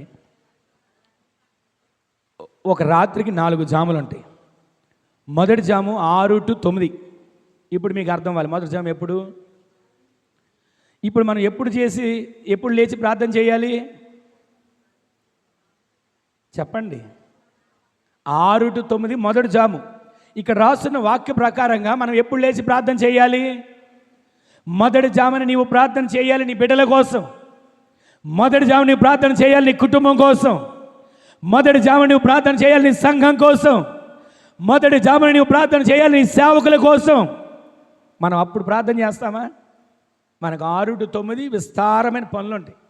పనులు ఉండమని నేను అంటలేదు, తప్పని అనట్లా. కానీ వాక్యం ప్రకారంగా మనము ఆ సమయంలో మన బిడ్డల కోసం ప్రార్థన చేస్తే మన బిడ్డల భవిష్యత్తు దేవుడు దీవెనకరంగా మార్చబోతున్నాడు. ఈ 4 జాముల్లో ఎప్పుడైనా చేయొచ్చు, తప్పని అనట్లా. కానీ వాక్య ప్రకారంగా నీవు లేచి రేయి మొదటి జామున నీ పసిపిల్లల కొరకు చేతులెత్తి ప్రార్థన చేయి. పసిపిల్లల కొరకు అంటే మన ఇంట్లో ఉన్న చిన్నపిల్లలు, ఏమంటే మా ఇంట్లో పసిపిల్లలు లేరండి, పెద్దోళ్ళు అయ్యారు, వాళ్ళు పెద్దోళ్ళు అయ్యారు, కానీ వారు నీ దృష్టిలో పసిపిల్లలు, వారి కోసం నువ్వు ప్రార్థన చేయాలి. సంఘం పసిపిల్లలు, వారి కోసం ప్రార్థన చేయాలి. సహవాసం ఉన్న వారి పసిపిల్లలు, వారి కోసం నువ్వు ప్రార్థన చేయాలి. ఈ సంఘంలో నాటబడిన ప్రతి ఒక్క కుటుంబాలు పసిపిల్లలుగా ఉన్నారు, కానీ వారి కోసం మనం ప్రార్థన చేస్తున్నాడు. వారు ఎదిగి పచ్చదనంతో నింపబడి ఫలభరితంగా వారు మార్చబడబోతున్నారు. ఈ రోజున దేవుడి సన్నిధిలో ఉన్న మనం ప్రతిరోజు లేచి రేయి మొదటి జామున మనం ప్రార్థన చేయాలి. ఒక మాట చెప్పనా, మీ అందరి కోసం ప్రార్థించడానికి తల్లిని దేవుడు ఇచ్చాడు. ఆ చెల్లి ఎప్పుడు చూసినా ఆ కళ్ళు ఎలా ఉంటుందో తెలుసా, కన్నీటిమయమైపోయి ఉంటాయి, రాత్రులు నిద్ర లేనట్లుగా కనబడుతుంటుంది. అంటే దాని అర్థం ఏంటంటే సంఘం కోసం భారం కలిగి ప్రార్థన చేసేవారు కళ్ళు అలా ఉంటాయి. గొవ్వ కళ్ళు ఎలా ఉంటాయి తెలుసా అండి, ఎప్పుడు కళ్ళలో నీళ్లు నింపబడి ఉంటాయి. ఆ గొవ్వ ఎప్పుడు ఏం చేస్తుంటుంది తెలుసా, మూలుగుతుంది. ఎప్పుడైనా పావురాలు మీరు చూసారా? ఏ రోజైనా అది అరవడం మీరు విన్నారా? ఎంతసేపు అది మూలుగుతుంటుంది. ఈ రోజున మన ప్రార్థన దేవుని సన్నిధిలో కన్నీటి ప్రార్థన మూలిగే ప్రార్థనగా మార్చబడాలి. చెప్పండి, ఆమేన్ చెప్పండి. ఈ ఉపవాస ప్రార్థనలో ఉపవాసం గురించిన మాటలు రకరకాల మాటలు మీరు వింటారు, కానీ నేను చెప్పేట చిన్న మాట ఏంటంటే ఈ ఉపవాస ప్రార్థన ద్వారా మన కుటుంబాల్లో నదులు ప్రవహించాలి. ఈ ఉపవాస ప్రార్థనల ద్వారా మన ఆత్మీయ జీవితంలో నదులు ప్రవహించాలి. ఈ ఉపవాస ప్రార్థనల ద్వారా మన సంఘంలో సరిహద్దులు విశాలపరచబడే నదులు ప్రవహించునుగాక. అలాంటి ప్రార్థన పరులుగా మనం మార్చబడాలండి. మన ఇంట్లో ప్రతిరోజు కన్నీటి ప్రార్థన. అక్కడ రాసిన మాట, నీవు లేచి రేయి మొదలు మొర్రపెట్టము, నీళ్లు కుమ్మరించినట్లు నీళ్లు కుమ్మరించాలి. నీ హృదయాన్ని ఆ విధంగా కుమ్మరించాలంటండి. అలా కుమ్మరిస్తే దేవుని సన్నిధిలో విరిగి నలిగిన హృదయాన్ని దేవుడు అలక్ష్యం చేయడు. ఆ విరిగి నలిగిన హృదయంగా నీ హృదయం మార్చబడును గాక. కన్నీటికి ప్రార్థన ఆత్మ కలిగిన హృదయంగా నీ హృదయం మార్చబడును గాక. ఒక మాట చెప్పను మీకు, సాధారణ ప్రార్థన చేస్తే పేతురు గారు బతికేవాడని అంటారా? చెప్పరేంటండి? సాధారణ ప్రార్థన సంఘం చేసినట్లయితే పేతురు గారు బతికేవాడా? వాళ్ళు ఎలాంటి ప్రార్థన చేశారు తెలుసా? అత్యాశక్తి ప్రార్థన. ఈ రోజున మన సంఘంలో అట్టి అత్యాశక్తి ప్రార్థన ప్రారంభించబడును గాక. అట్టి అత్యాశక్తి ప్రార్థనలో సంఘం మండును గాక. వాళ్ళు ప్రార్థన చేస్తున్నారండి. ఆ ప్రార్థనకి ఏం జరిగిందో తెలుసా?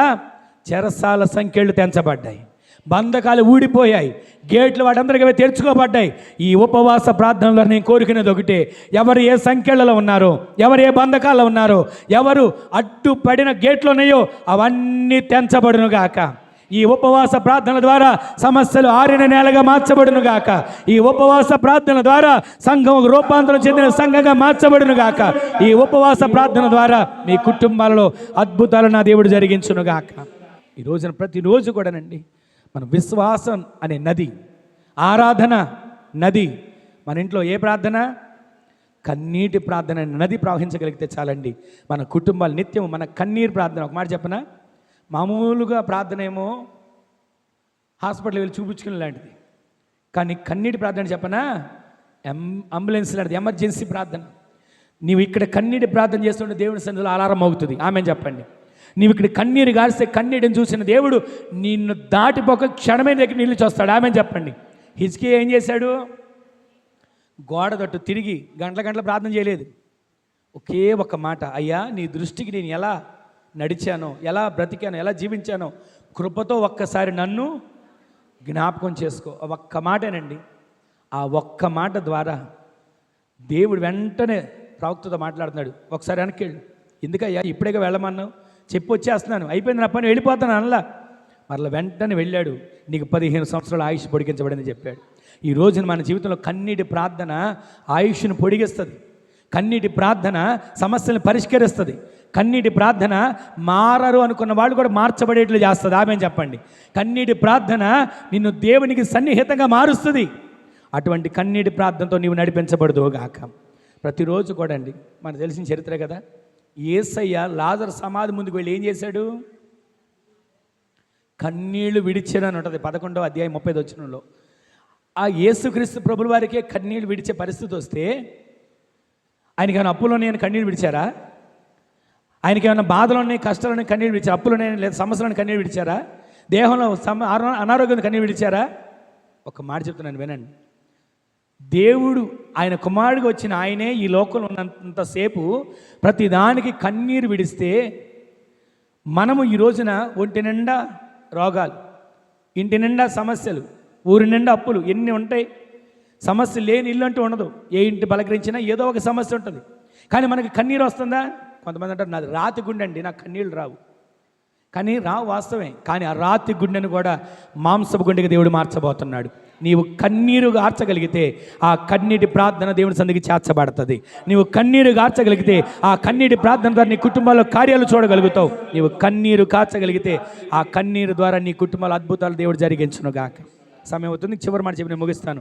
యోవేలు ప్రవచన గ్రంథం 3వ అధ్యాయం 18 వచ్చిన ఒక్క మాట చదవండి, ప్రార్థన చేసుకుందాం. ఆ దినమందు పర్వతములలో నుంచి క్రొత్త ద్రాక్ష రసము పారును, కొండలలో నుండి పాలు ప్రవహించును, యూదా నదులన్నిటిలో నీళ్లు పారును. ప్రతి దాంట్లో మీరు చూడండి, దేవుని మందిరం నుంచి పారుతున్న నీరు, దేవుని మందిరం నుంచి పారుతున్న నీరు. యూదా నదులన్నిటిలో నీళ్లు పారును, నీటి ఓట యెహోవా మందిరంలో నుండి ఉబికి పారి షిత్తీము లోయను తడుపుతుంది. గట్టిగా దేవుని స్తోత్రం చెప్పండి ఒకసారి. చివరి నది ఏంటో చెప్పనా? పరిశుద్ధాత్మ అనే నది. ఈరోజు నీ 4 నదులు మళ్ళీ ప్రవహించాలి. సరే, ఈ మందిరం నుంచి పారిన నీరు ఎక్కడ దేంట్లోకి వెళ్ళి తడుపుతుందంట? ఆ మాట చదవండి అమ్మ ఒకసారి. బయలుదేరి ఉబికి ఉబికి ఉబికి పారి పారి షిత్తీము లోయను తడుపుతుంది. గట్టిగా ఆమె చెప్పండి. షిత్తీము అంటే ఏంటి? షిత్తీము అంటే తుమ్మ చెట్ల లోయ. తుమ్మ చెట్ల లోయలోకి ఈ మందిరంలోంచి వెళ్ళి నీరు వెళ్ళి తడిపితే ఆ తుమ్మ చెట్లు ఎలా మార్చబడుతుందో తెలుసా? జల్దర వృక్షంగా దేవుడు మార్చబోతున్నాడు. యాపిల్ చెట్టుగా దేవుడు మార్చబోతున్నాడు. ఆమె చెప్పండి. ఈ రోజున దేవుని మందిరంలోంచి పారిన నీరు ద్వారా మొదట నీవు నేను మార్చబడాలి. ఒకప్పుడు ఒకసారి దీని విస్తారంగా వివరించను, కానీ ఒక్క మాట చెప్తాను. తుమ్మ చెట్టు అనే దాని స్వభావం ఏంటంటే, తుమ్మ చెట్టు కిందకి వెళ్ళి ఎవరైనా కాసేపు మంచం వేసుకొని పడుకోగలుగుతామా? కాసేపు కూర్చొని మాట్లాడుకోగలుగుతామా? ఎందుకని? ఎప్పుడే ముళ్ళు పడుతుందో తెలియదు. సరే, తుమ్మ చెట్టుని ఎవరైనా గట్టిగా పట్టుకొని పైకి ఎక్కుతామా? హడావుడిగా ఎక్కలేం. ఎందుకంటే దాని ఒంటి నిండా ఏమున్నాయి? ముళ్ళు. దాన్ని గనక మనం పట్టుకొని వెళ్ళి దానికి ఎక్కితే ఏమవుతావు? మనకేమవుతుంది? గాయాలు. అంటే తుమ్మ చెట్టు స్వభావం ఏంటంటే ఒకరిని గాయపరచడం. తుమ్మ చెట్టు స్వభావం ఏంటంటే ఒకరికి ఇబ్బంది పెట్టడం. తుమ్మ చెట్టు స్వభావం ఏంటంటే ఒకళ్ళు చూసి నా నీడకు వచ్చి కూర్చోండి అని పిలిచి వాళ్ళని గాయపరిచే స్వభావం. కానీ ఇక్కడ నేను చెప్పే మాట ఏంటంటే, దేవుని మందిరం నుంచి పారిన నీరు, దేవుని మందిరం నుంచి ప్రవహించిన నీటి ఓట షిత్తీము లోయను ఉబికి ఉబికి ఉబికి పారి పారి షిత్తీము లోయను తడిపితేనట ఆ షిత్తీము లోయ తుమ్మ చెట్ల లోయగా ఉన్న లోయ కాకుండా జల్దర వృక్ష లోయగా మార్చబడుతుంది. ఒక్క మాట చెప్పి నేను ముగించేస్తాను. ఇలాగే తుమ్మ చెట్టు బాధపడుతుందంట. నన్ను ఎవరు పట్టించుకోవట్లేదు, నన్ను ఎవరు ఉపయోగించుకోవట్లేదు, నన్ను ఎవరు దేనికి కూడా వాడట్లేదు అని అన్నిటిని చూసి బాధపడుతుంటుంటే దేవుడు తుమ్మ చెట్టును చూసి అనుకున్నాడంట, నేను నీ స్వభావాన్ని మారుస్తా, నేను నాకు పనికొచ్చే పాత్రగా మార్చుకుంటా. ఈ రోజున మనందరం కూడా ఒక్కసారి ఆగి ఆలోచన చేసినట్లయితే ఒకప్పుడు జీవితం లెక్కేసుకుంటే తుమ్మ చెట్టు స్వభావమే. ఒకరు ఏదైనా కొనుక్కున్న వరవలేని స్వభావం, ఒకరు ఏదైనా శుభ్రంగా జీవిస్తున్నా నాకెందుకు ఇలా లేదు అని బాధపడే స్వభావం, ఒకరు ఏదైనా మంచిగా ఉంటే నేనెందుకు ఇలా అయిపోయానని చెప్పి దిగులు పడే స్వభావం. కానీ దేవుని సంధికి వచ్చిన తర్వాత, ఆయన విశ్వాసం అనే నది మనలో ప్రవహించిన తర్వాత, ఆరాధన అనే నదితో మనం నింపబడి పరిశుద్ధాత్మ నదిగా మార్చబడిన తర్వాత, రాను రాను రాను రాను కన్నీటి ప్రార్థన నదిగా మార్చబడిన తర్వాత ఈ తుమ్మ చెట్టు కాస్త ఏమవుతుందో తెలుసా? అనేకులు ఆకలి తీర్చే చెట్టుగా మార్చబడబోతుంది. ఇంత బాధపడుతున్న తుమ్మ చెట్టును దేవుడు చూసాట, నేను ఎవరు వాడుకోవట్లేదా, నిన్నెవరు పలకరించట్లేదా, అయితే నేను నాకు పనికొచ్చేట్లుగా తీర్చుకుంటా అని చెప్పి మోషేని పిలిచాడంట. మోషే, నేను ప్రత్యక్షపు గుడారాన్ని నిర్మించడానికి నమూనా నీకు చూపిస్తా. దానిలో వాడే ప్రతి కలప దేంతో వాడాలి? తుమ్మకర్రతో వాడాలి. అయ్యా, టేక్ కర్ర బాగుంటుందిగా, పలాసటేకు రకరకాల వుడ్ ప్లైవుడ్లో వాటిలో వాడచ్చుగా, అవి ఏం అవసరంలా. తుమ్మకర్రను వాడు. ఆ తుమ్మకర్రను తీసుకొచ్చి దేవుని మందిరంలో నిలబెడితేనట అక్కడున్న మందసం దేంతో చేసింది? తుమ్మకర్రతో చేసి బంగారంతో పొదిగారు. బలిపీఠం దేంతో చేశారు? సన్నిధి రొట్టెల బల్ల దేనితో చేశారు? ధూపవేదిక దేంతో చేశారు? ఆ తుమ్మకర్ర ఒకప్పుడు ఎవరికి పనికిరాని తుమ్మకర్ర, నిరాకరించబడిన తుమ్మకర్ర, ఉపయోగకరంగా లేని తుమ్మకర్రని దేవుడు ఆయన మందిరంలో పనికొచ్చే పాత్రలుగా మార్చాడు. ఈ రోజున మనం ఎక్కడో లోకంలో ఉన్న మనం, సరే మీ గురించి ఎందుకు, నేను ఎక్కడో లోకంలో బ్రతకాల్సిన నేను, దేవుడు అంటే తెలియని 2001 వరకు దేవుని గురించి తెలియని నేను, లోకంలో నేను కొలిచే దేవుళ్ళే దైవం అనుకొని, నేను కొలిచే దేవుళ్ళే ఆరాధ్య దైవం అనుకొని నమ్మి ప్రతి చోటకి తీర్థయాత్రలు కానీ రకరకాలుగా తిరిగిన, ఎక్కడికి వెళ్ళినా సరే ఇంత చేసిన మా జీవితంలో ఏదైనా సమస్య అని చెప్పనా, మా తండ్రి గారికి జబ్బు చేస్తే ఇక ఆ జబ్బుకు నయం కాక హాస్పిటల్ చుట్టూ తిరిగి, మంగళగిరి హాస్పిటల్లో 6 నెలలు, తర్వాత ఇంకొక హాస్పిటల్ తిరిగి తిరిగి తిరిగి అంతా పోగొట్టుకున్నాం మేము, నిరాకరించబడిన మేము. ఒక దినాన ఈ తుమ్మకర్రను దేవుడు ఎన్నుకొని, ఈ తుమ్మకర్రను దేవుడు ఏర్పరచుకొని ఆయనకు పనికొచ్చే పాత్రగా చేశాడు. ఈరోజు చెప్పే చివరి మాట ఏంటి చెప్పనా, నీవు ఒకవేళ ఒకప్పుడు లోకంలో ఉన్న మనం తుమ్మకర్రలుగా ఉన్నాం, కానీ దేవుని సన్నిధికి వచ్చాం. ఈరోజు మనం అందరం కూడా ఆయన సన్నిధిలో వెలిగించబడే దీపాలుగా మార్చబడదాము గాక. ఆయన దీప వృక్షం మీద వెలుగుతున్న జ్యోతి ఏ విధంగా మండుతుందో, ఆ మందిరం అంతా ఏ విధంగా ప్రకాశిస్తుందో, నీవు నేను ఆ విధంగా దేవుని కొరకు పనికొచ్చే పాత్రలుగా మార్చబడదాము గాక. ప్రతిరోజు ప్రతి క్షణం తుమ్మకర్ర ఒకప్పుడు గాయపరిచే స్వభావం, తుమ్మకర్ర ఒకప్పుడు ఇతరులను బాధించే స్వభావం, కానీ ఆ తుమ్మకర్రని దేవుడు ఆయన మందిరంలో పనికొచ్చే పాత్రగా చేశాడు. ఈరోజు మనందరం లోకంలో తుమ్మకర్రలమే, కానీ ఈరోజు సన్నిధిలో చేర్చాడు. ఆయన రాకడ కొరకు సిద్ధపరిచే గుంపులో మనల్ని ప్రతిరోజు చెక్కుతున్నాడు. కొన్నిసార్లు శ్రమలు శ్రమడు అనుకుంటాం, నన్ను ఎందుకు బాధ పెడుతున్నాడు, నన్ను ఎందుకు కష్టపెడుతున్నాడు. ఒక మాట చెప్పనా, నిన్ను చెక్కుతున్నాడు. పనికొచ్చే పాత్రగా, ఆయన పని కొరకు పనికొచ్చే పనిముట్టుగా నేను చెక్కుతున్నాడు. చెక్కినంతసేపు అని అనుకోవాల్సింది తెలుసా, నాకే బాధలు వచ్చాయండి, నన్నే ఇబ్బంది పెడుతున్నాడు, నన్నే కష్టపెడతాడని కాదు. నిన్ను పనికొచ్చే తుమ్మకర్రగా దేవుడు చెక్కాడు. ఆ తుమ్మకర్రగా కాదు, మందసంగా మార్చబడబోతుంది. ఆ తుమ్మకర్రగా కాదు, దేవుని ఎదుట అగ్ని మండే బలిపీఠంగా మార్చబడబోతుంది. ఆ తుమ్మకర్రగా కాదు, సాంబ్రాణి 4 రకాలు కలిసి వేసే సాంబ్రాణిగా ధూపవేదికగా మార్చబడబోతుంది. ఆ తుమ్మకర్ర ఒకప్పుడు తుమ్మకర్రే, చూసిన వాళ్ళందరూ దీని స్వభావం, దీని ఆలోచన, దీని బుద్ధులు అనుకున్నారు. కానీ ఈరోజు ఏమంటో తెలుసా, వీరి ప్రార్థన ద్వారా మా కుటుంబాలు కట్టబడుతున్నాయి, వీరి ప్రార్థన ద్వారా మా జీవితాలు మార్చబడుతున్నాయి, వీరి ప్రార్థన ద్వారా మా బ్రతుకులు మారాయి అని చెప్పగలిగేటట్లుగా నా దేవుడు నిన్ను మార్చునుగాక. చాలా విషయాలు ఉన్నాయి, కానీ క్లుప్తంగా మీకు జ్ఞాపకం చేస్తున్నా. ఈ తుమ్మకర్ర స్వభావాలన్నింటిని తొలగించుకొని దేవుని సందులో ఆయనకు ఉపయోగకరమైన పాత్రలుగా దేవుడు మనల్ని మార్చునుగాక. ఒక చిన్న మాట చెప్పి ముగించేస్తాను. ఇలాగే మన మందిరంలో ఒక తల్లి ప్రార్థనకు వస్తూ ఉండేవాళ్ళు. చూడు, స్థలం తీసినాక ప్రార్థన మందిరం కట్టిన తర్వాత వచ్చి వెళ్ళిపోతుండేవాళ్ళు. చివరిలో కూర్చునేవారు. మాకు ఎవరో తెలియదు, కొత్తలో వచ్చి వెళ్తున్నారు.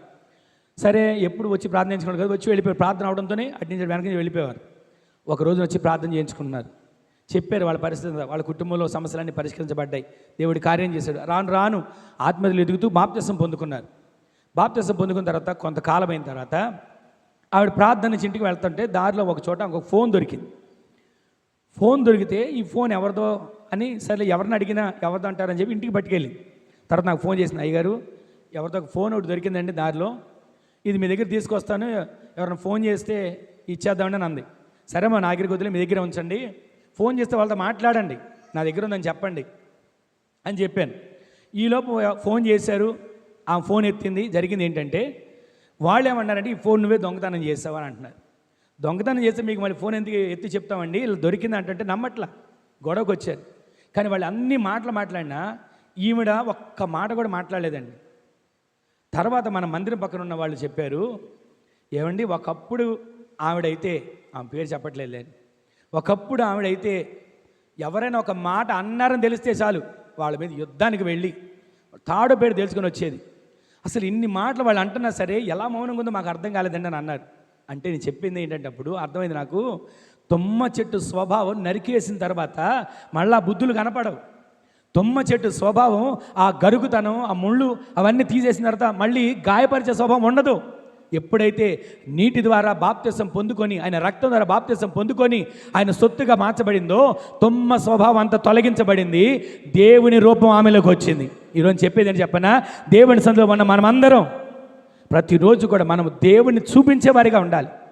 తుమ్మ స్వభావం బయటికి రాకూడదు. కొంతమంది అంటారు కదా, రక్షణ పొందుకున్నాను కానీ లేకపోతే నీ పని చెప్పేవాడిని. అంటే ఇంకా తుమ్మ స్వభావం లోపల ఉందనేది.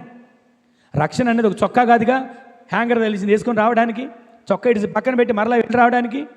దేవుని సన్నిధిలో ఉన్న మనం ప్రతిరోజు కూడా ఈ తుమ్మ స్వభావాలు తొలగించబడాలి. దేవుని స్వభావం నీలో అంటూ కట్టబడాలి. అది ఎలా వస్తుందో తెలుసా? ప్రతిరోజు పరిశుద్ధాత్మ అనే నదితో నీవు తడపబడదువు గాక. ఆ పరిశుద్ధాత్మ అనే నది నీలో ప్రవహించినప్పుడు నీలో తుమ్మ స్వభావం లయపరచబడుతుంది. షిత్తీము లోయ ఏ లోయగా మార్చబడుతుంది? జల్దరు లోయగా నీ ఆత్మీయ జీవితం మార్చబడును గాక. ఈ రోజున ఈ 4 నదులు నీ కుటుంబంలో ఉంటే, ఈ 4 నదులు నీలో ప్రవహిస్తే నీ జీవితం ఫలభరితమైన జీవితంగా మార్చబడును గాక. నీ జీవితం ఆత్మీయ జీవితంగా మార్చబడును గాక. ఒక్క క్షణం, అయ్యా ఈ 4 నదులు నా జీవితంలో ప్రవహించేలా చేయవా? ఈ 4 నదులు ఉన్నటువంటి ఈ జీవితం నేను జీవించేలా బ్రతికించవా అంటూ ఒక క్షణం ప్రార్థన. అందరూ తల్లవంచండి. ఒక చిన్న ప్రార్థన చేసుకుని తల్లవంచండి. ఎవరికి వారు తల్లవంచండి. చిన్న ప్రార్థన చేసుకుందాం.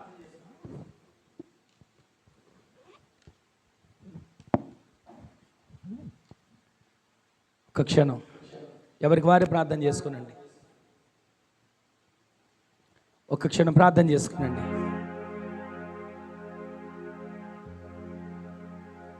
ఒక నది బయలుదేరింది. ఆ బయలుదేరిన నది 4 శాఖలుగా విభాగించబడింది.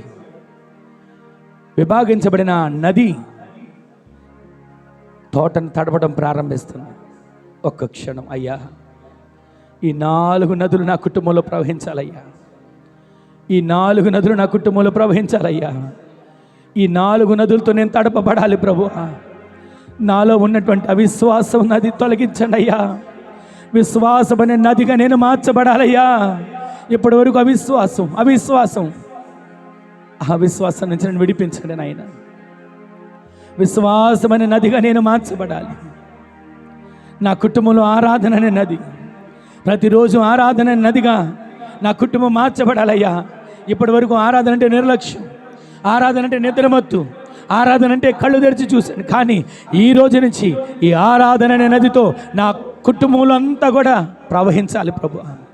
నీ మందిరపు గడప కింద నుంచి ప్రవహించిన ఆరాధన అనే నది నా ప్రాంతాన్ని తడపాలయ్యా. నీ మందిరపు గడప కింద నుంచి ప్రవహించిన ఆరాధన నది నా గ్రామాన్ని తడపాలి ప్రభు. రక్షణలోకి నడిపించాలయ్యా. కార్యాన్ని చేయండి. కన్నీటి నది, కన్నీటి ప్రార్థన అనే నది. అమ్మా లేచి రేయి మొదటి జామున ప్రార్థన చేయగలుగుతున్నావా? నీ బిడ్డల కోసం చేయగలుగుతున్నావా?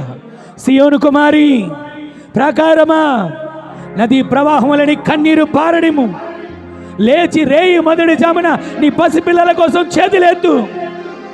నీ కుటుంబం కోసం, సంఘం కోసం, నీ దైవజనుల కోసం చేతులు ఎత్తగలుగుతున్నావా?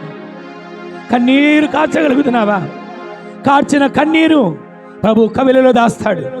కార్చిన కన్నీరు ఒక ప్రవాహం వలె దీవెన నువ్వు చూడగలిగేలా చేయబోతున్నాడు. హల్లెలూయా, హల్లెలూయా, హల్లెలూయా. కన్నీరు కారుస్తానయ్యా. ఆ నది నా కుటుంబంలో ప్రవహించాలయ్యా. ఎవరికి ఒక క్షణం ప్రార్థన చేసుకుని. పరిశుద్ధాత్మనే నది. ఇప్పటి వరకు ఒకవేళ పరిశుద్ధాత్మ అంటే ఏదో కాసేపు చెల్లిపోతాడు అనుకుంటావేమో. ఆ నది నిరంతరం నీలో ప్రవహించాలి.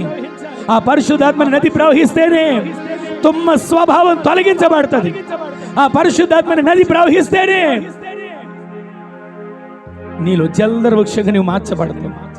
దేవునికి పనికి వచ్చే పరికరంగా, దేవునికి పనికి వచ్చే పాత్రగా, దేవునికి పనికి వచ్చేటువంటి సాధనంగా నువ్వు మార్చబడేటట్లుగా ఒక్క క్షణం అయ్యా పరిశుద్ధాత్మని నదిని ప్రవహింపచేయవా, పరిశుద్ధాత్మని నదిని ప్రవహించేయవా, పరిశుద్ధాత్మ నదిని ప్రవహింపచేయవా.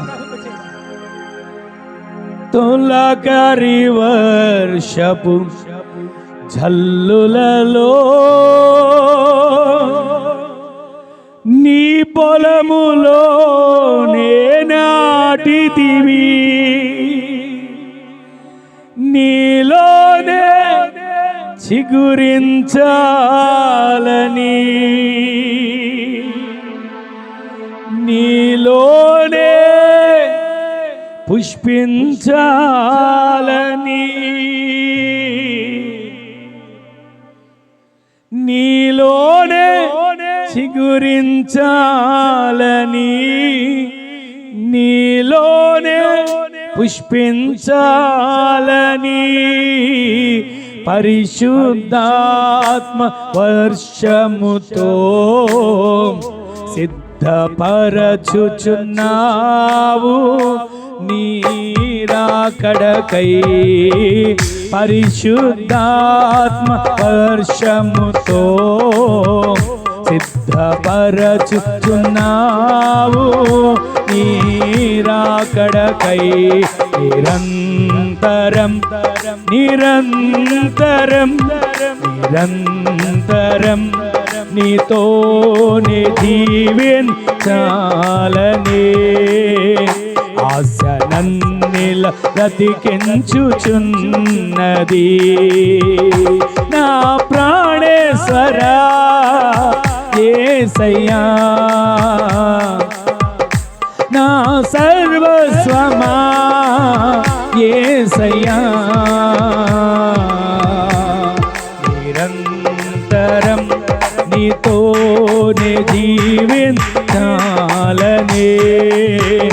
ఆశ నన్నిల బ్రతికించుచున్నది నీ రూపము నేను కోల్పోయినా నీ రక్తముతో కడిగితివి నీ రూపము నేను కోల్పోయినా నీ రక్తముతో కడిగితివి నీలోనే చిగురించాలని నీలోనే పుష్పించాలని నీతోనే నేను నడవాలని నీ వలనే నేను మారాలమే నీతోనే నేను నడవాలని నీ వలనే నేను మారాలని పరిశుద్ధాత్మ వరములతో అలంకరించుచున్నావు నీ రాకడకై పరిశుద్ధాత్మ వరములతో అలంకరించుచున్నావు నీ రాకడకై నిరంతరం నీతోనే జీవించాలనే ఆశల బ్రతికించుచున్నది నిరంతరం నీతోనే జీవించాలనే ఆశల బ్రతికించుచున్నది ఆశల బ్రతికించుచున్నది ఆశల బ్రతికించుచున్నది ఆశల బ్రతికించుచున్నది బ్రతికించుచున్నది బ్రతికించుచున్నది బ్రతికించుచున్నది బ్రతికించుచున్నది బ్రతికించుచున్నది పరిశుద్ధాత్మ వర్షముతో సిద్ధపరచుచున్నావు నీ రాకడకై పరిశుద్ధాత్మ వర్షముతో సిద్ధపరచుచున్నావు నీ రాకడకై నీ రాకడకై రాకడకై నీ రాకడకై రాకడకై రాకడకై నీ రాకడకై ఆశనం ఇలా బ్రతికించు యేసయ్యా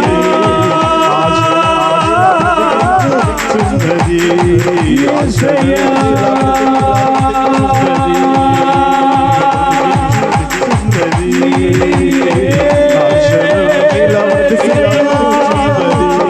బయలుదేరుతున్న నది ప్రవహిస్తున్న నది విశ్వాసమనే నది ఆరాధననే నది కన్నీటి ప్రార్థననే నది పరిశుద్ధ పరిశుద్ధ పరిశుద్ధ పరిశుద్ధ పరిశుద్ధ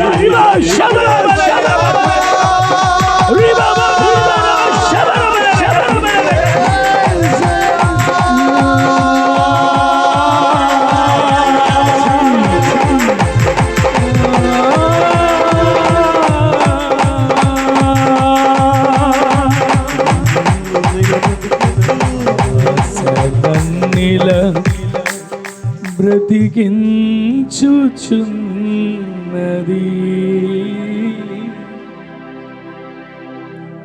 ప్రేమగల తండ్రి, పరిశుద్ధుడా, జీవాధిపతి, గొప్ప దేవుడు, నీకు వందనాలయ్యా. ఎంతైనా నమ్మదగిన దేవుడవు, చాలిన సరిపోయినవాడు, యోగ్యులు మనం, అర్హులు మనం కాదయ్యా. కేవలం నీ కృప ఈ విధంగా నిలబెట్టింది. మీరు మాట్లాడిన ప్రతి ఒక్క మాట కొరకు నీకు వందనాలయ్యా.